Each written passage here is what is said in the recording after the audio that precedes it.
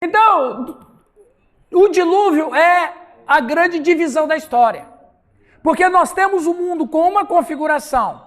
Nós não temos, antes do dilúvio, nós não temos uma configuração satânica, nós não temos uma configuração idolátrica, nós não temos uma configuração ocultista, nós não temos uma configuração demoníaca, nós não temos uma configuração de maldição. Não existe isso antes do dilúvio. E isso é importante falar, porque antes do dilúvio, por mais que não havia nada disso que eu estou falando, porém a terra era violenta.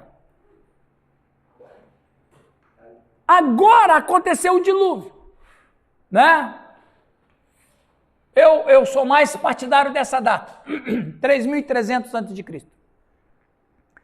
Quando vem o dilúvio, quantas famílias salvam? Hã? Noé, mais a esposa, mais os seus 3 filhos. Vamos lá. Noé tem Sem, Cã e Jafé. Olha a situação. Cã gerou 4 filhos. Nimrod,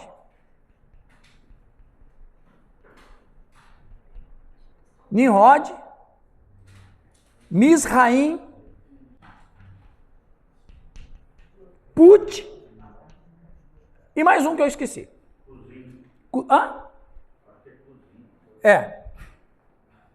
Olha aqui. Preste atenção para vocês perceberem como que a história é impressionante.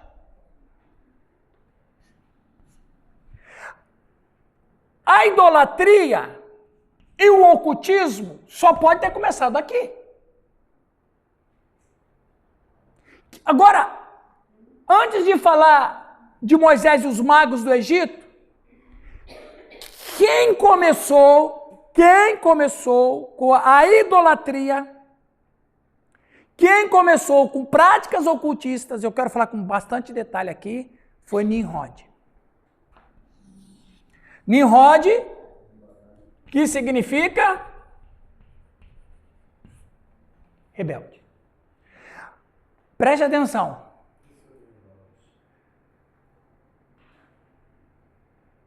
A primeira religião e a única religião que existe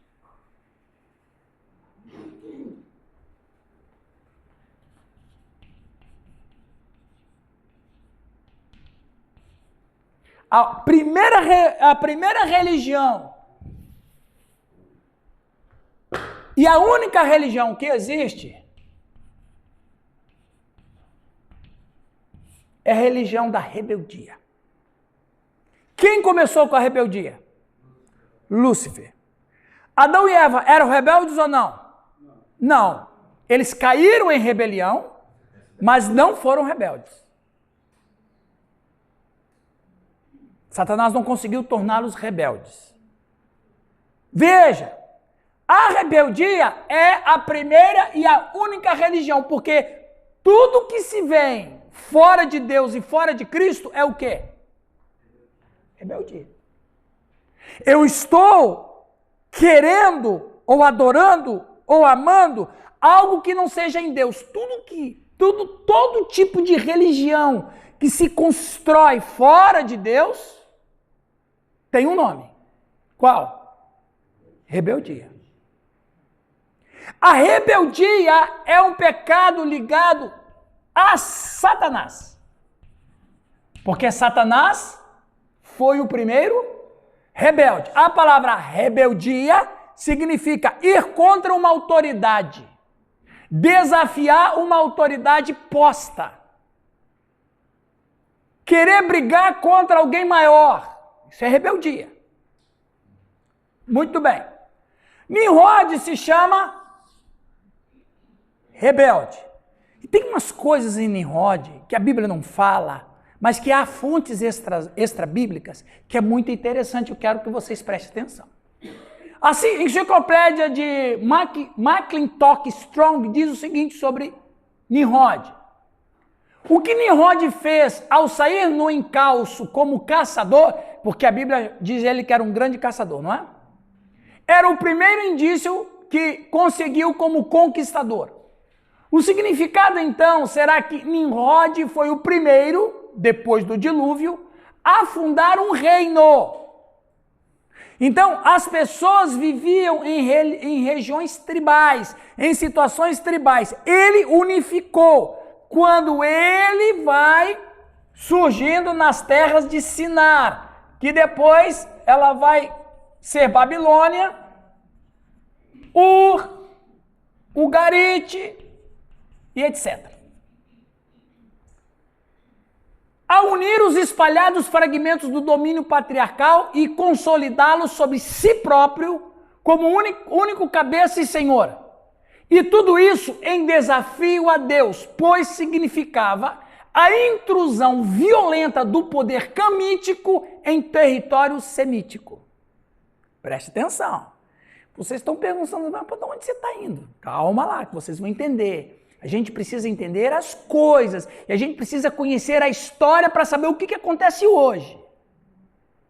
Veja, se ele unificou tudo em si, ele invadiu outros territórios. Quais? Dos tios. Muito bem, vamos continuar. O caminho de Nimrod para a grandeza, compartilhando que ele se tornou um rei dos reis, derrotou seus inimigos e também se tornou o primeiro proprietário de escravos da história pós-diluviana. Ele fez de Sinar sua cidadela. Em algum lugar por volta dessa época, Nimrod e Semíramis, quem foi Semíramis? Semíramis era a mãe de Nimrod, que Nimrod se casa com ela. Quando Nimrod é assassinado pela família de Sem, ele é assassinado e esquartejado. Semíramis junta, isso é mitologia já, Semíramis junta os pedaços dele e sobra o pênis que se torna mágico. Ela tem relação sexual com esse corpo esquartejado, mas o pênis é mágico, de onde nasce Tamuz, do qual Ezequiel vai denunciar.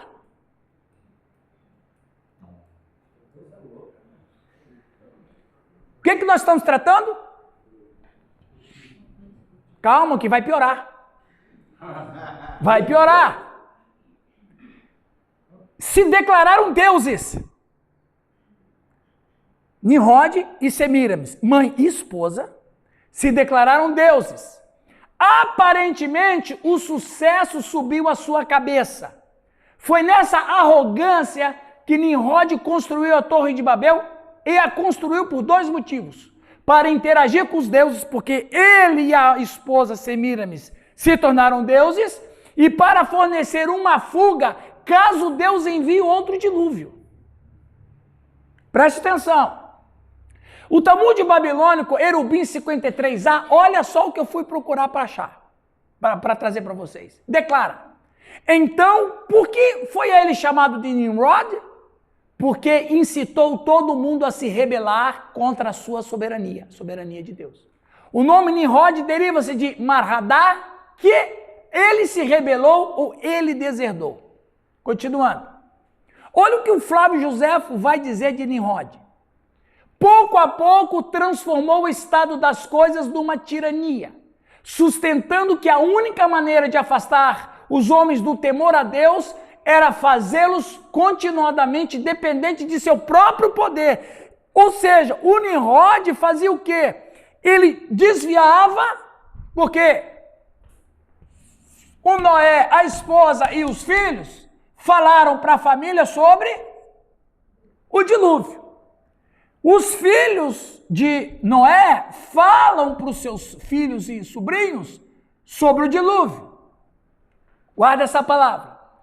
O Nimrod, ele nunca aceitou o que Deus tinha feito com seus antepassados. Ele nunca aceitou. E aqui, quando Nimrod se encontra contra Deus, ele abre um espaço para alguém penetrar. Quem? Satanás faz uma parceria com Nimrod. Porque Satanás vê em Nimrod um potencial para criar uma situação contra Deus. Olha onde a gente está indo. Guarde essa palavra. Ele ameaçou vingar-se de Deus. Quem está dizendo é Flávio Josefo, historiador judeu do século I. Ele ameaçou vingar-se de Deus e se este quisesse novamente inundar a terra, porque construiria uma torre mais alta do que poderia ser atingida pela água e vingaria a destruição de seus antepassados. O povo estava ansioso de seguir esse conselho, achando ser escravidão submeter-se a Deus. Olha, ele subverteu a adoração. Ele conseguiu semear no coração das pessoas, ele subverteu o temor a Deus. Ele tira o temor a Deus das pessoas e coloca em quem? Nele. De modo que empreenderam construir uma torre. Preste atenção, queridos. Quem foi que quis tirar o temor de Deus das criaturas para trazer para si? Quem? Nimrod fez a mesma coisa. Por quê? Ele estava inspirado pela mesma criatura. Vamos continuar. De modo que empreenderam construir a torre. E ele subiu com rapidez, além de todas as expectativas. Flávio Josefo está dizendo sobre Nimrod. Olha só o Targum de Jonathan ben Uziel, discípulo de Hillel. Hillel, um rabino famoso, já um pouco antes de Cristo, mais ou menos ali no século 10 antes de Cristo. Ele os persuadiu a não atribuí-lo a Deus como se fosse por meio dele que eles fossem felizes, mas a acreditar que foi sua própria coragem que obteve essa felicidade. Ele também mudou gradualmente o governo em tirania, não vendo outra maneira de desviar os homens do temor a Deus, mas levá-los a uma dependência constante de sua potência. Ele também disse que se vingaria de Deus se tivesse a intenção de afogar o mundo novamente. É outra fonte que está dizendo a mesma coisa que José. Para isso, ele construiria uma torre alta demais para as águas não poder chegar. E que ele iria vingar-se de Deus por destruir seus antepassados. Agora preste atenção. O sistema religioso da Babilônia tinha muitos segredos, nos quais eles iniciavam seus seguidores. Estes ritos incluiriam a prostituição masculina e feminina, que venerava a mãe e a criança. Por que a mãe e a criança? Por causa dele de Semíramis. Continuando. Essa religião se espalhou pelo mundo então conhecido: Sodoma, Gomorra, Egito, Babilônia, Tiro, Nínive e Roma. A antiga Babilônia é melhor compreendida aqui como arquétipo, cabeça de toda resistência mundana arraigada a Deus. Babilônia, ela é uma realidade transhistórica, incluindo idolatria e ocultismo. Agora a gente está descobrindo como que o ocultismo nasceu. O que a gente vê hoje. E as suas ramificações. O Nimrod se declarou Deus. A Semíramis, que era esposa dele e mãe, se declarou deusa. E disse: vocês podem confiar em nós. Nós somos deuses. Qual o nome que ele assumiu como Deus? Nimrod declarou ser um deus e se tornou internacionalmente conhecido e se tornou no futuro o inimigo de Israel. Quem era Nimrod? Baal. Ele se autodenominou Baal. Baal significa o quê? Senhor, marido, dono. E Nimrod começa O ocultismo. Nimrod. Veja, a parceria com Lúcifer foi essa. A parceria com Lúcifer foi essa. Semíramis. Declarar a Deus, eu vou dizer o nome dela. Preste atenção, gente, isso aqui é importante você aprender. Isso é importante você aprender. Porque isso tudo é cultura, história e Bíblia. Então agora, Baal, ó, eu precisava de 2 horas para falar de Baal. É muita coisa para falar de Baal. É muita coisa. Gente, é assim, é um oceano de informações. E é um dos deuses que mais aparece na Bíblia. Às vezes as pessoas pensam que Baal era um deus regional dos cananeus. Não. Não. Baal era deus internacional, o maior dos deuses. O maior. E é Nimrod, então, veja bem, o Nimrod se torna parceiro de Lúcifer na criação de uma religião oficial que já existia. Qual? Isso. Aqui, né?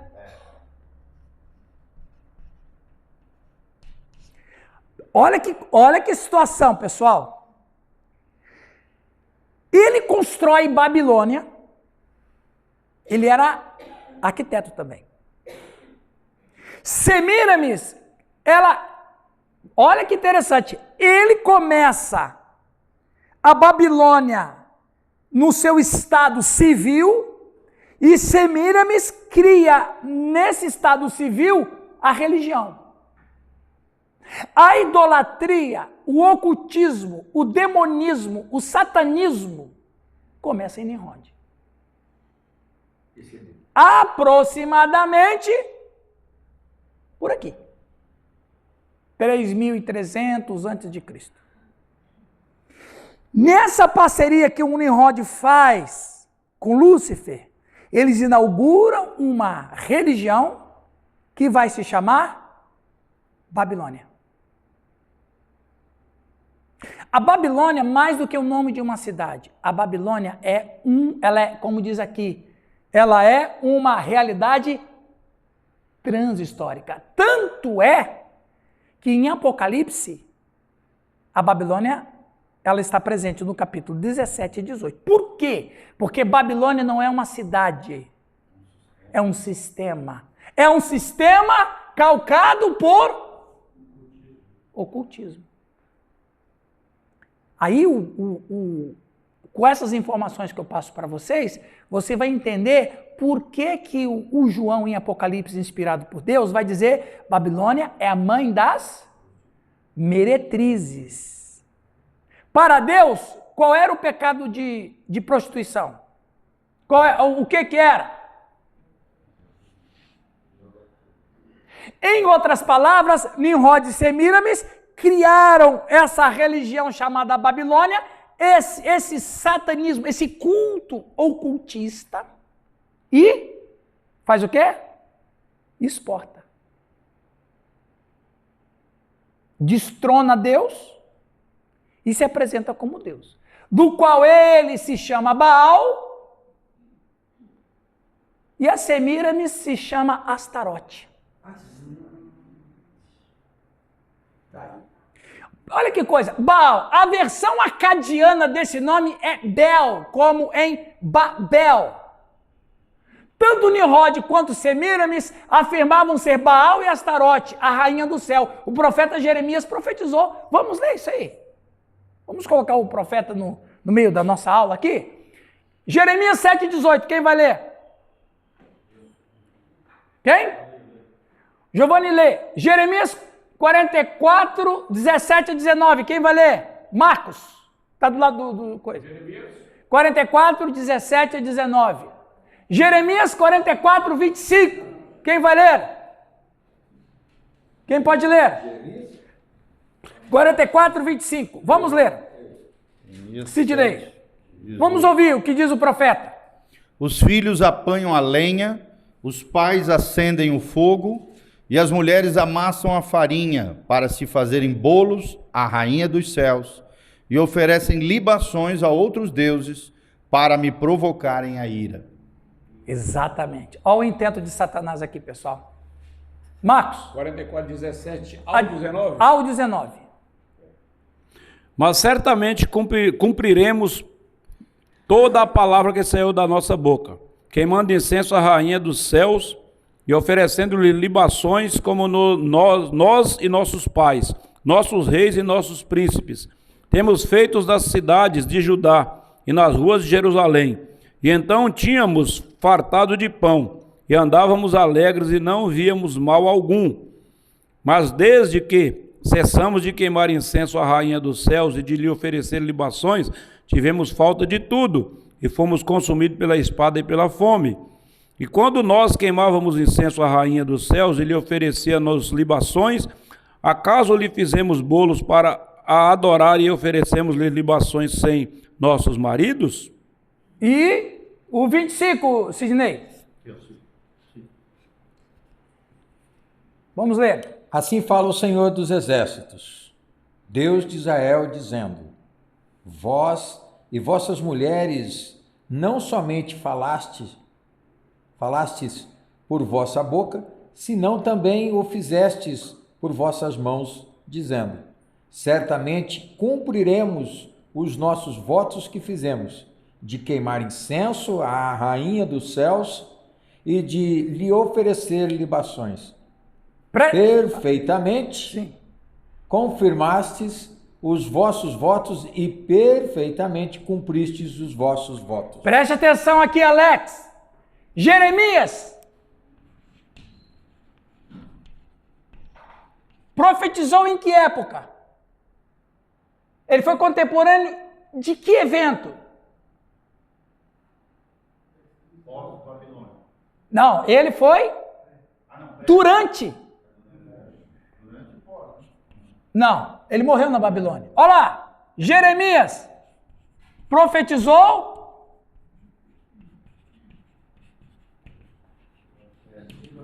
o cativeiro babilônico. Por que foi pré e durante? Por que Deus levou eles para o cativeiro babilônico? Por causa de quê? Não, vamos aqui, vamos ser cirúrgicos.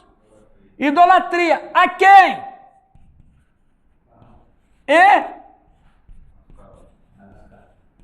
Quem é Baal e Astarote? Qual era o objetivo de Nimrod? Desafiar a Deus através dele mesmo. Qual era o plano de Deus para Israel? Vinda do Messias. Destrói Israel pela idolatria, não tem Messias. Preste atenção. O que estava destruindo a profecia? O ocultismo. Estou ligando os pontos aí? Aí é lindo a ideia do remanescente fiel. Né? Isso. Quando é que Baal fica famoso? Porque ele fica famoso numa época. Elias. Antes ele era conhecido. Depois de Elias ele ficou famoso. E quem era Jezabel? Rainha dos Sidônios. Ela era filha de um rei que era descendente de Cã.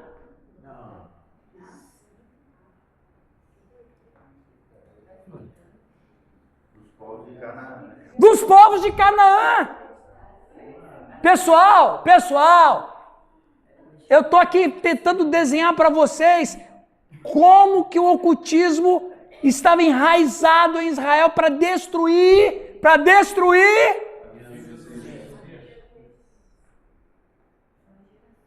gerações por gerações. Começou com quem? Nimrod. Agora preste atenção, olha como que a história fecha. Baal e Astarote assumiram muitos nomes ao longo dos tempos. Zeus e Hera para os gregos. Osíris e Ísis para os egípcios. Júpiter e Juno para os romanos. Marduk e Sarpanitu para os babilônicos. Agora preste atenção, eu quero falar de Osíris e Ísis.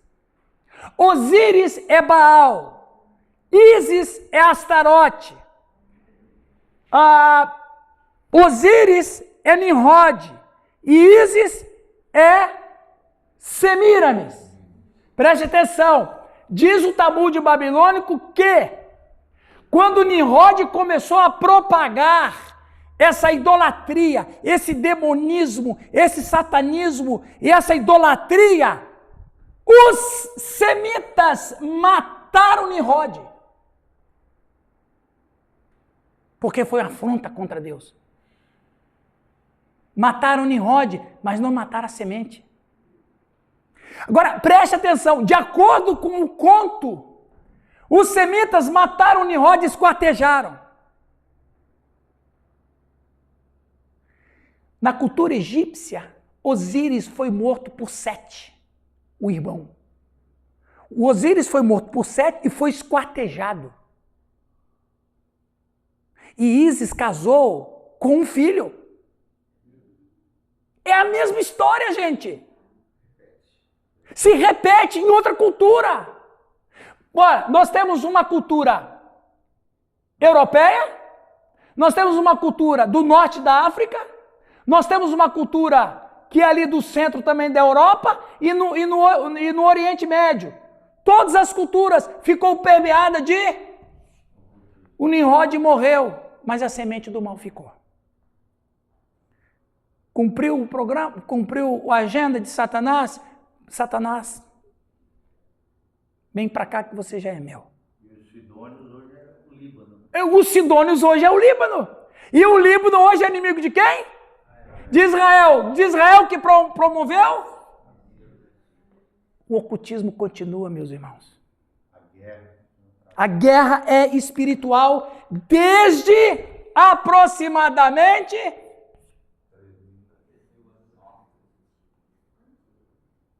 Agora você conhece mais ou menos Baal. E a história de Baal e a história do ocultismo. Mas vamos continuar. Uma perguntinha. Sim. Como é que os judeus veem o Flávio José? Fonte confiabilíssima. Tem uma boa visão. Fonte confiável. E não só os judeus. A história secular põe o Joséfo como o maior historiador dentre os judeus. A história secular. Aliás, a história secular usa Joséfo como fonte histórica, até mesmo para a questão dos romanos. Pasmem. Misraim, irmão de Nimrod, foi o pai dos... Misraim, o Aim na língua semítica é plural. Misraim está falando do Alto Egito e Baixo Egito. Quem foi que assumiu a adoração de Nimrod? Misraim. Os egípcios. Que é uma das civilizações mais antigas. Que é uma das civilizações mais antigas e que também, ao mesmo tempo, é a primeira civilização reconhecidamente como quem foi as primeiras a mexer com ocultismo. Tudo se encaixa, gente. Tudo se encaixa. Começando aqui.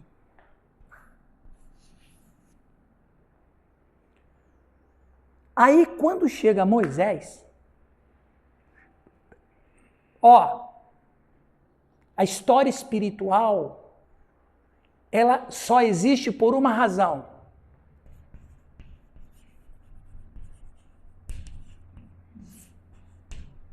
Redenção. Redenção da humanidade. E é para quebrar a rebeldia. Hã? É para quebrar a rebeldia. Exatamente. Exatamente. Então veja, A redenção da humanidade. Esse é o alvo de Lúcifer. Esse alvo está aqui. Ele tem que destruir a promessa. Deus destrói a humanidade, a primeira, por causa de violência que o próprio Lúcifer colocou no coração dos homens. Veio uma geração nova, mas Satanás descobre uma ponta fraca. Nimrod era ponta fraca. Eva era ponta fraca. A sequência ali é Cã, Cuxi, Nimrod. Veja.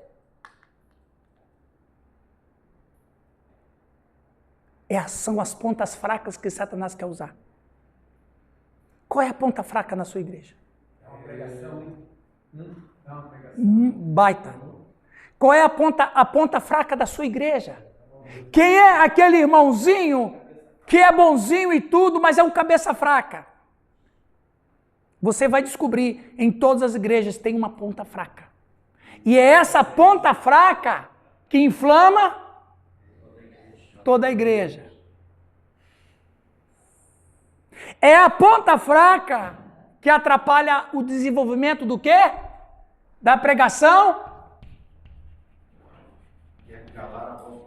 Como que uma igreja vai pregar o evangelho se ela está enferma?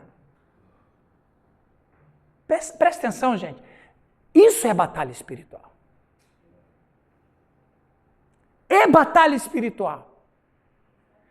Né?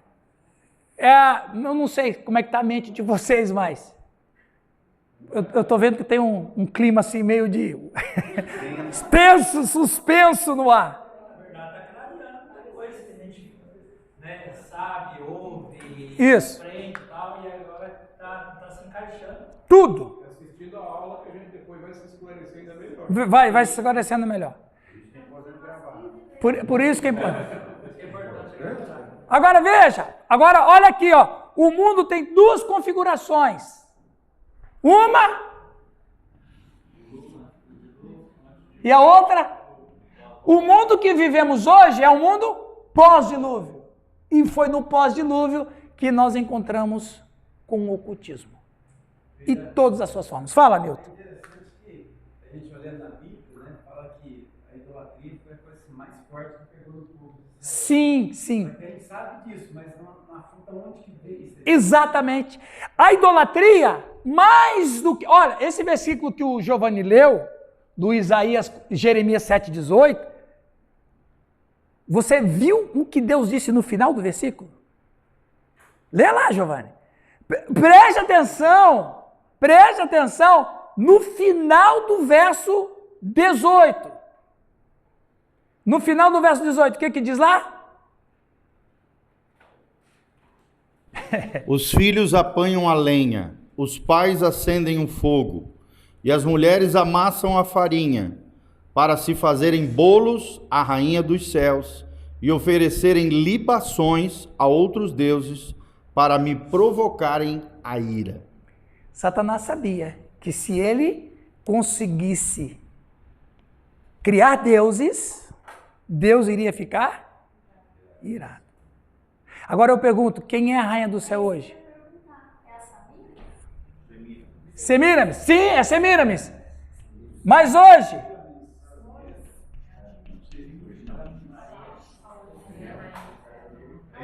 Quem é a rainha do céu hoje? Preste atenção, pessoal. Preste atenção. O dogmatismo católico romano, eu não estou falando da instituição, Igreja Católica. O dogmatismo católico romano está eivado de ocultismo. Alguém ia falar alguma coisa? Não. Giovanni. Só quem quiser se aprofundar mais sobre o sistema da Rainha dos Céus, tem um livro da Ana Mendes Ferrell, como eu já falei, Aham. Sim. Ela escreveu um livro só com esse título, A Rainha dos Céus, Combatendo a Rainha dos Céus. E fala sobre isso. Aí Astarote também vai se chamar Ishtar, Aserá, que é famosíssima, Aserá, famosíssima. Tudo começando com um casal incestuoso. Nimrod e a mãe e esposa. Mãe e esposa. Gente, é impressionante como Satanás conseguiu plantar essa semente no coração da humanidade. Porque nós somos humanidade. Somos descendência deles. Somos descendência deles. A gente não tem, às vezes, ideia do quanto isso faz diferença. Porque quando a gente fica sabendo disso aí, tem parece que um intervalo da história. Sim, tem um lapso. Parece que não bate. Agora parece que vai fazer da ponte. Né? O Newton falou uma coisa importante. Porque Israel estava com idolatria. Porque a ideia que a gente tem de idolatria é só de adorar um outro Deus. Não, meu povo. Idolatria era um sistema anti-Deus que praticava todo tipo de maldade, incesto, homossexualismo, infanticídio, prostituição, satanismo, ocultismo, magia. O que vocês acham que Moisés viu quando ele desce do monte e vê 3.000 pessoas adorando Anubis? Ele sabe o que é aquilo. Moisés era um mago, ex-mago, né? Ele sabia como... Toda essa história que eu estou contando para vocês, Moisés sabia, claro, dentro da cultura egípcia. Mas ele sabia que todas as culturas se encontram. Quando Moisés olha aquilo, é como se ele falasse assim, quase, ele não ia falar isso porque ele não era Jesus, né? E nem era Estevão. Mas ele quase que falaria, o Pai, perdoa, porque eles não sabem o que fazem. Eu sei o que eles estão fazendo, mas eles não sabem. Preste atenção, era um culto ocultista, lá no deserto. Um culto ocultista. Toda idolatria é ocultismo, gente. E toda idolatria é uma religião rebelde. Toda idolatria é uma religião rebelde. E aí, Deus vai para o povo, para a terra de Canaã,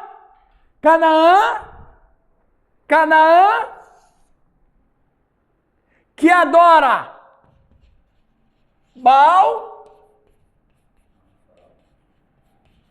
E Deus fala, não se envolva com os deuses deles. Porque Deus sabia que eram demônios, chefiados por Lúcifer, para afrontá-lo. Pergunta nos comentários? Não é que a mentalidade é que Deus tinha raiva do mundo, queria ser a adoração só. Vaidoso. Vaidoso. Ele, os outros deuses não. Exatamente. Ele sabia quem que era. E sabe, Newton, exatamente isso que Satanás põe na cabeça das pessoas. Deus, na verdade, Deus não quer que ninguém adore outros deuses porque ele é vaidoso. E não é verdade. Deus não quer que adore os outros deuses porque são demônios. É Satanás, é Lúcifer. É a religião que começou no céu. O ciúme de Deus ele tem uma conotação não de possessividade. Não. Mas de zelo e cuidado. Né? Claro, porque ele sabe que vão se perder. Vão se perder. Chegando no Moisés...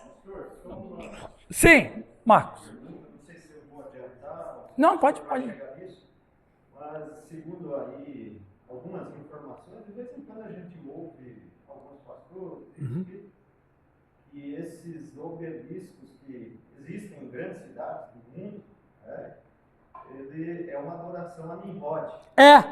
Porque simboliza o órgão genital. Você falou bem. Chamado falo. Não do verbo falar. Falo é uma palavra polissêmica, não é? Palavras polissêmicas é a mesma palavra com vários significados. Polissemia. Falo, pênis, obelisco. Começou com quem? Exatamente. Faz referência ao pênis de Nimrod. Gente, lá na Argentina, na Praça de Maio, tem um sinal de Nimrod lá. Nos Estados Unidos, em Washington. E você sabe... Todos os prédios na região central não podem passar da altura do obelisco. Agora, preste atenção. O pênis humano... olha como tudo se encaixa. O pênis humano, ele, qual é a função dele? Fertilidade. Qual era a maior parte dos deuses? Qual era a especificidade deles? Fertilidade. Tudo vem para Nimrod. Sabe como é que era a adoração a Diana? Todos os anos tinha uma procissão. 20 jovens de 17 anos, eles seminus, num carro alegórico, desfilava. Quando chegava no templo de Diana, tinha um pênis de mármore de 2,5 metros de altura. Eles decepavam os pênis dos rapazes e atiravam nesse pênis. Era a festa da Diana. Para as famílias, era uma honra. Preste atenção. Tem um jeito de decepar um pênis de maneira figurada. Qual? Celibato romano.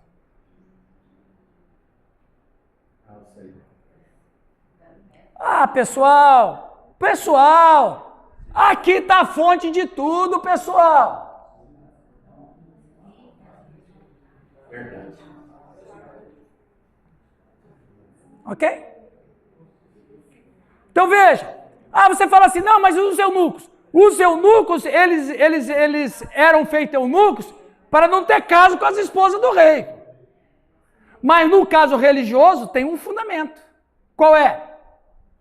O cultismo. É uma forma de adorar Baal.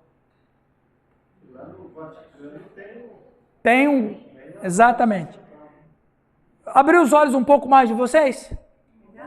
Não, ainda. Você sabe quando você sai do escuro que você pega o calor? É desse jeito. Desse jeito. Então veja. Quando o pessoal de Piabiru, eles estão numa conferência, eles estão numa conferência aqui. Aonde? Piabiru? Na praça tem. Só que é pequenininho.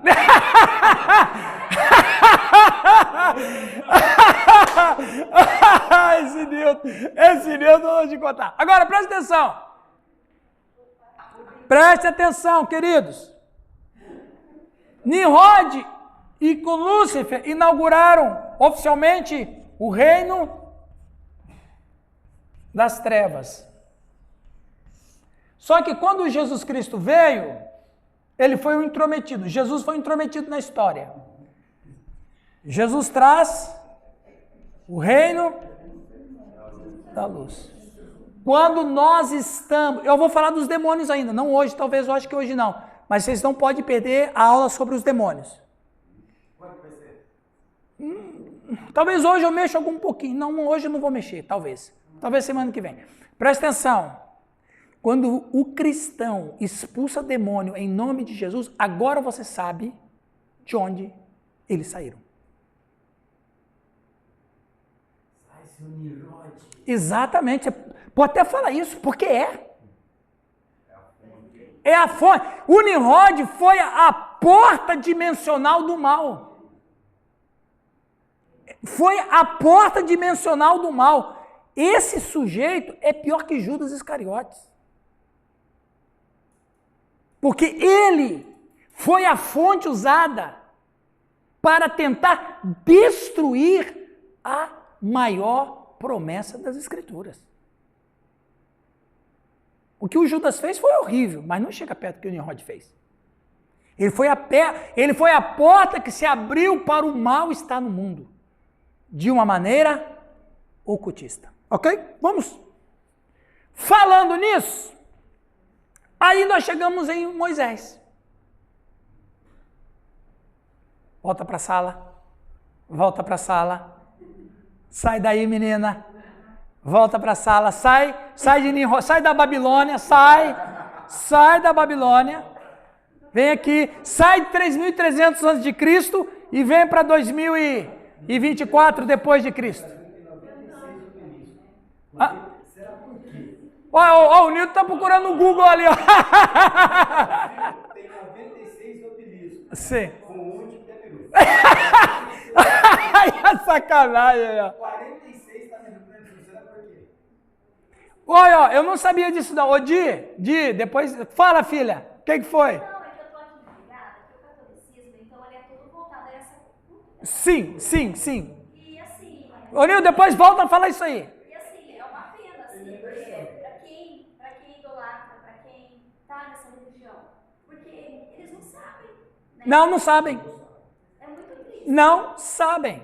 E vou dizer, muitos padres não sabem também.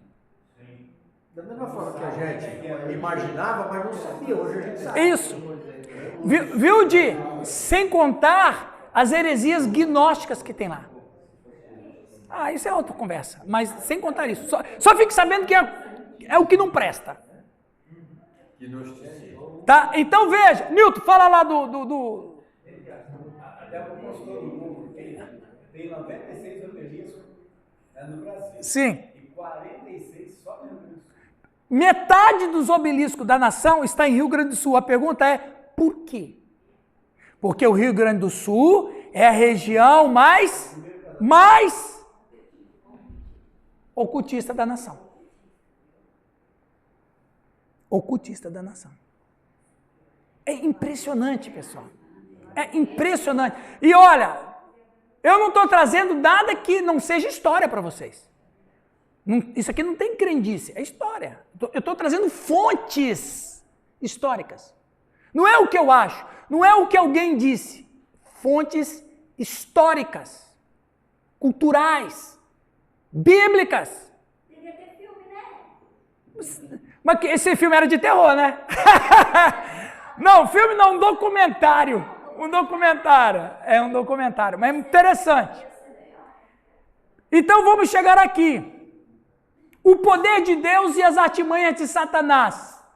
Janes e Jambres, magos do Egito que era ascendente de Misraim, que era irmão de Nimrod, que adorava Osíris, Ísis. Baal e Astarote. Nimrod, Semíramis. Pessoal, eu imagino pela história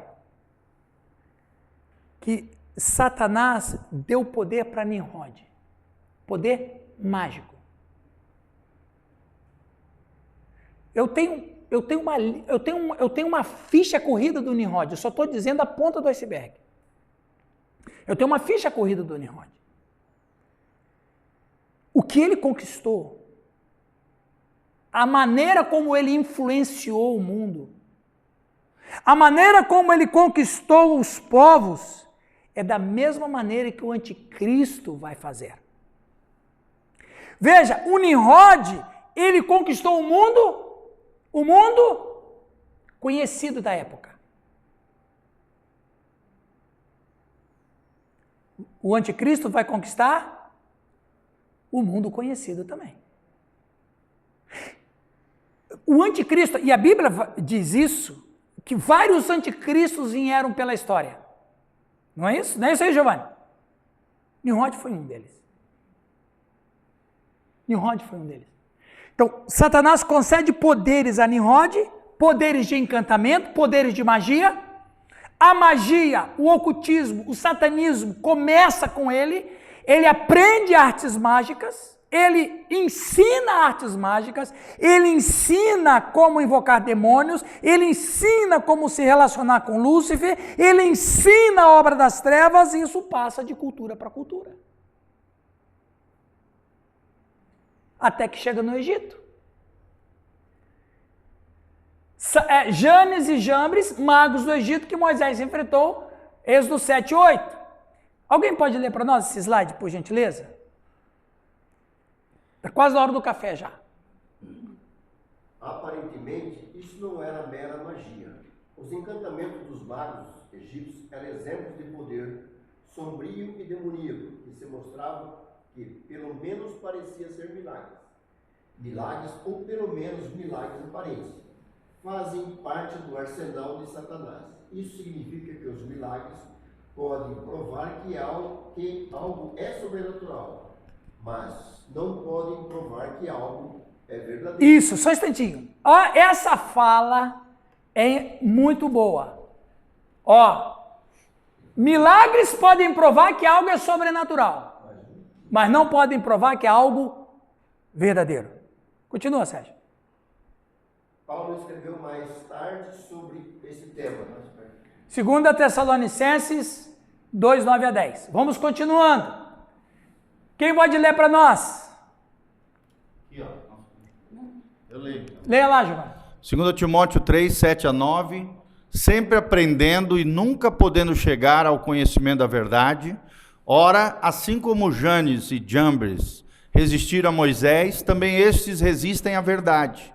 Homens de mentes corruptas, reprovados em relação à fé, mas não progredirão mais, pois sua loucura se manifestará a todos, como a deles também foi. Foi, exatamente.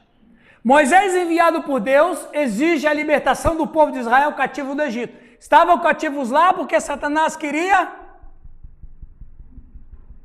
impedir a promessa. E sendo validado por meio de milagres. Aqui vemos paralelos intrigantes sobre as práticas ocultas dos magos de Faraó. Faraó desafia Moisés a provar sua autoridade por meio de milagres.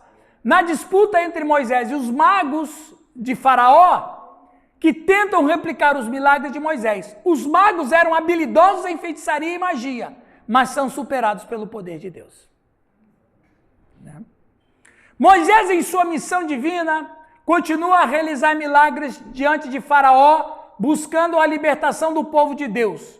Janes e Jambres, por sua vez, tentam imitar esses milagres, revelando uma batalha sobrenatural que se desenrola no palco da história.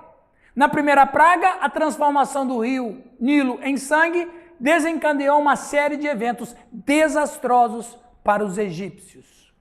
A escuridão da magia não visava amenizar o sofrimento, mas sim destacar sua própria importância.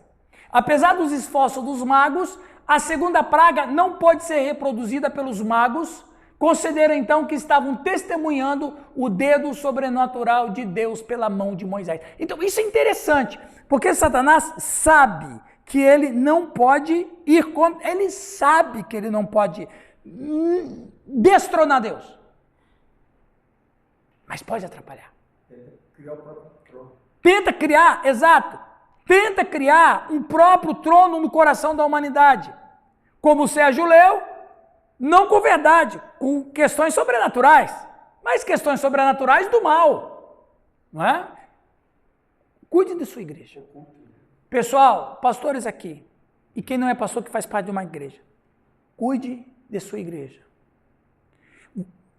Eu falei isso uma vez, um pastor, numa pregação, o pastor depois ficou tão assustado que me perguntou o que eu quis dizer com aquilo. Olha onde que o pastor estava com a cabeça. Eu preguei e disse assim, irmãos, todos nós aqui nesse lugar estamos correndo perigo. Todos nós estamos correndo perigo. Aí depois ele mandou uma mensagem, irmão, o que você quis dizer? Eu falei, ué, preciso explicar. Nós temos uma batalha espiritual, irmão. A gente não pode... O pastor é aquele que está todo mundo se divertindo aqui, mas eu estou de olho. A ovelha está se alimentando, mas eu estou vigiando. Exato. Os irmãos estão se confraternizando, os irmãos estão... mas o pastor está de olho. Os filhos estão brincando na praia, os filhos estão brincando na água, os filhos estão brincando na areia, mas os pais estão de olho. Se a gente não ficar de olho, a gente perde a obra de Deus. Satanás, como diz Hal Lindsey no seu livro, Satanás está vivo e ativo no planeta Terra. E o ocultismo está aí. E igrejas, sem saber, Newton, em suas práticas espirituais, praticam ocultismo e nem sabem. Porque a linha é muito fina entre o misticismo de Deus e o misticismo do mal. É muito fina essa linha. E o pastor que tem o conhecimento das Escrituras e o conhecimento espiritual, o discernimento espiritual, ele pode fazer uma separação. Até aqui vai, passou daqui, não é de Deus. Muito importante isso. Exemplo, pastor. Um exemplo assim, de uma igreja fazer o misticismo lá dentro. O misticismo. Uma prática mística do mal. Vou te dar um exemplo da igreja em Sardes, daquela falsa profetisa, que tinha dons espirituais.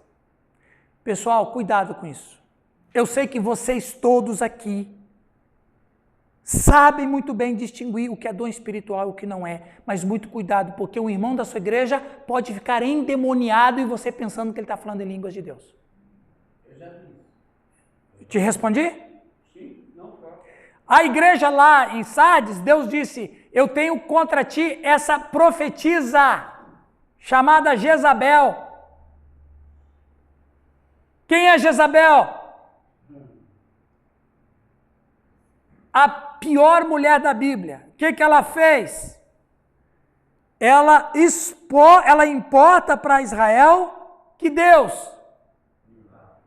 Quantos sacerdotes que Elias matou? Sabe quantos sacerdotes de Baal tinha? Não, ele matou 450. Mas você sabe quantos que tinham? Qual foi a exigência do pai de Jezabel? 1000. Ele,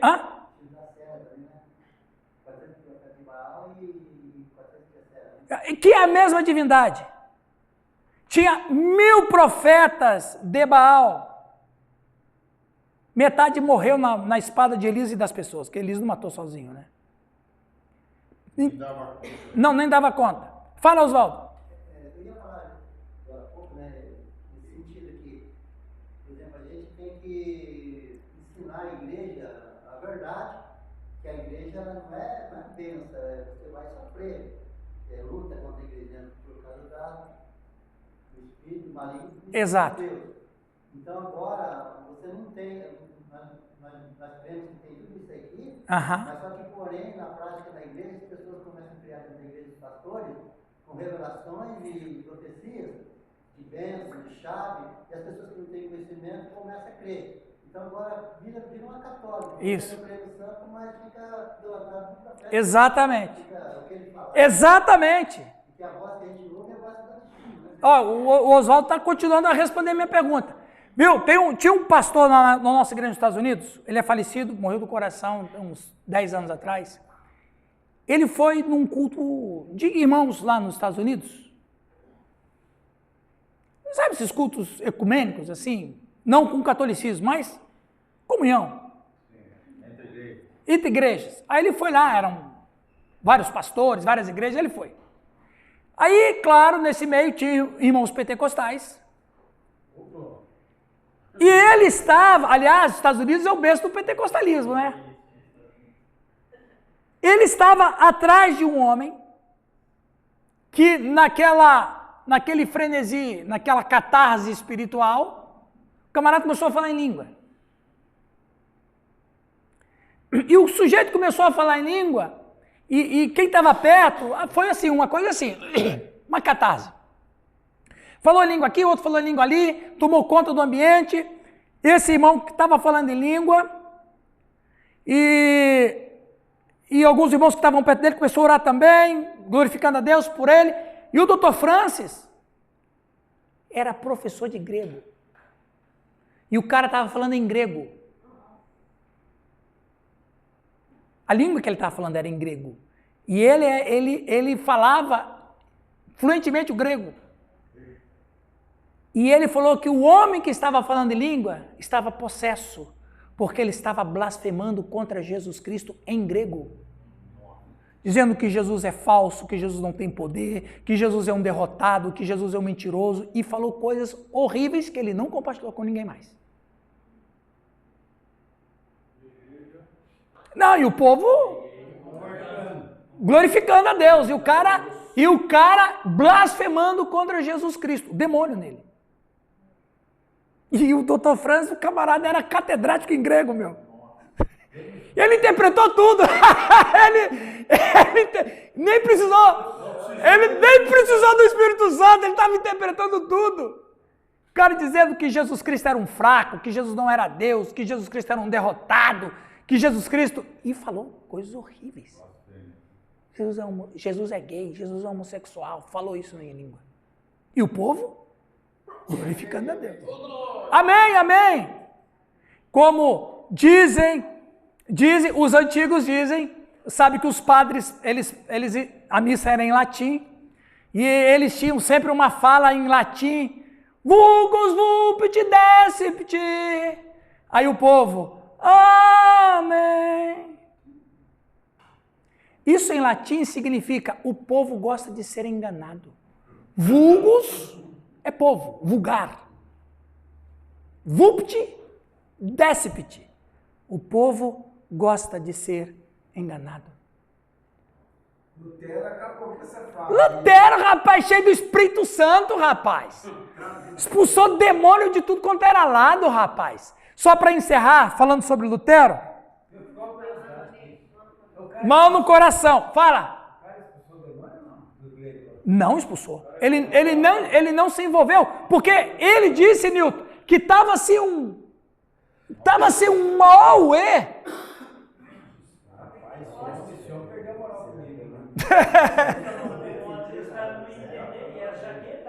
Exatamente, era perigoso isso.